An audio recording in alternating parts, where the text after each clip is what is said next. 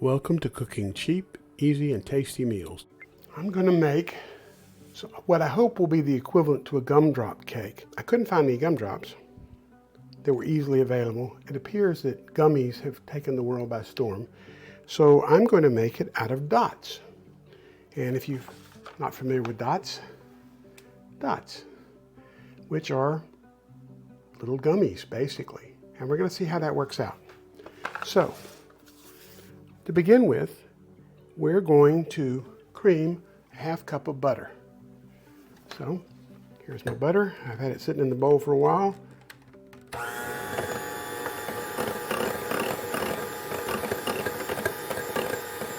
So, cream 1/2 cup of butter. To that, we are going to add 1 cup of sugar. I'm going to add it 1/2 cup at a time.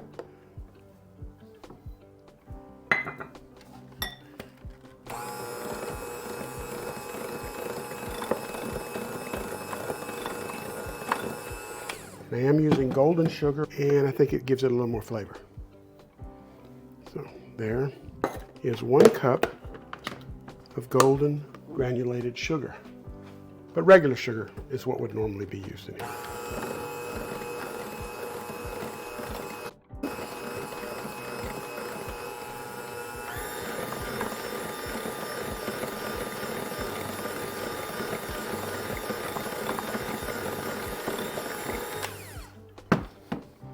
To that, I'm going to add 2 large eggs.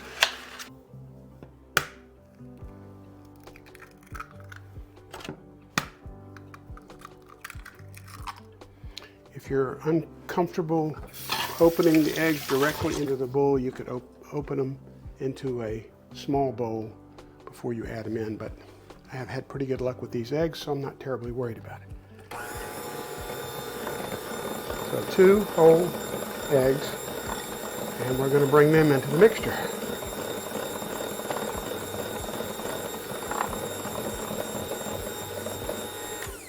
In a separate bowl, we're going to put our dots, or gumdrops, if that's what you're going to use.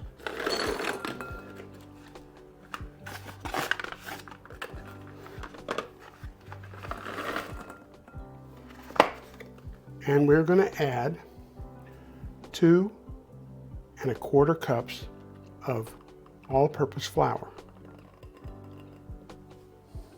And we're going to mix them together.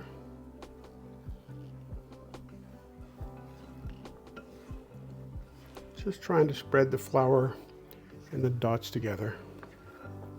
Get the dots coated with flour, which is supposed to help make them stable when you cook it. I'm not convinced of that. I've seen people who've tested it and it doesn't work out that way. But there was an old tradition of coating nuts and candies with flour before you added them to your mixture so that they wouldn't sink to the bottom. Now we're going to add about 1/4 teaspoon of salt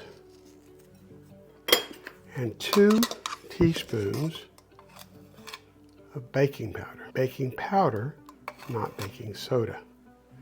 Be sure you use the right one. And again, we're going to mix those together.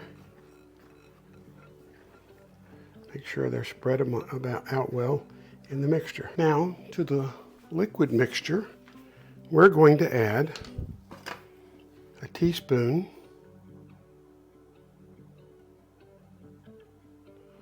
of vanilla.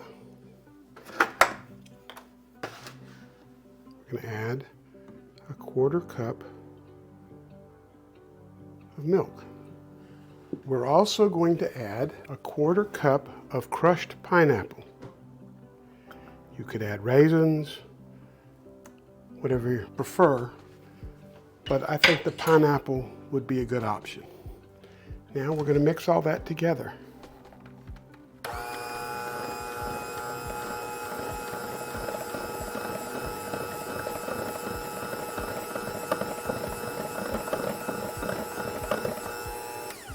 Okay, now I'm going to do something backwards to just see how it works.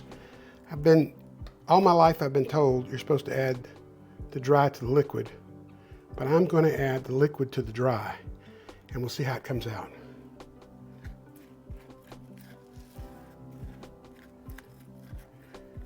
just to see if it makes a difference.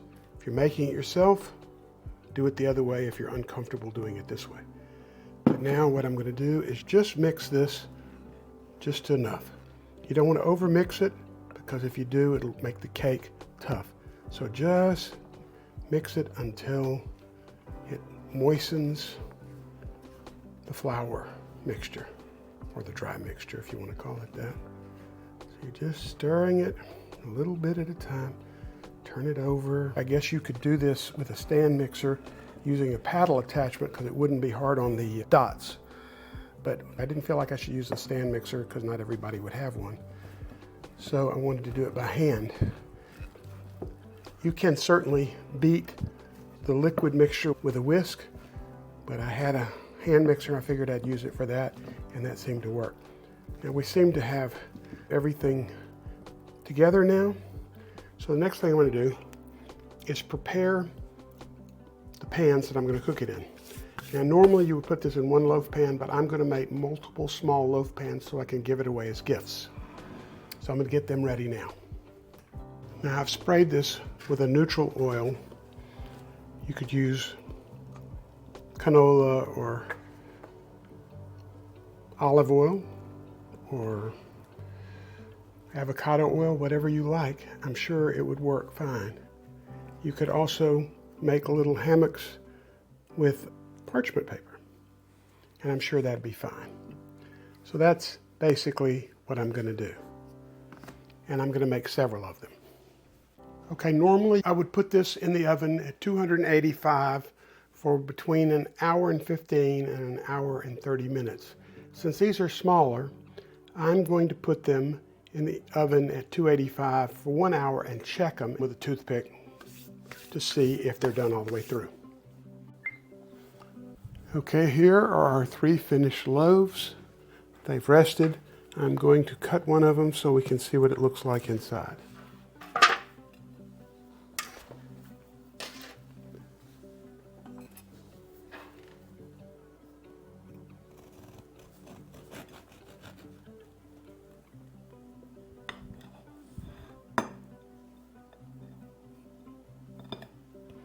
They are definitely sticky, which you would expect.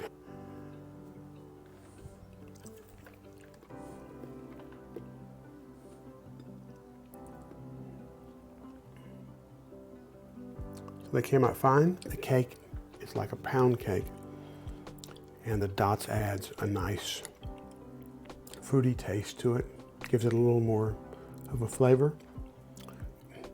Certainly a suitable replacement for a regular fruit cake if you don't like fruit cakes. If you try them, I hope you enjoy them.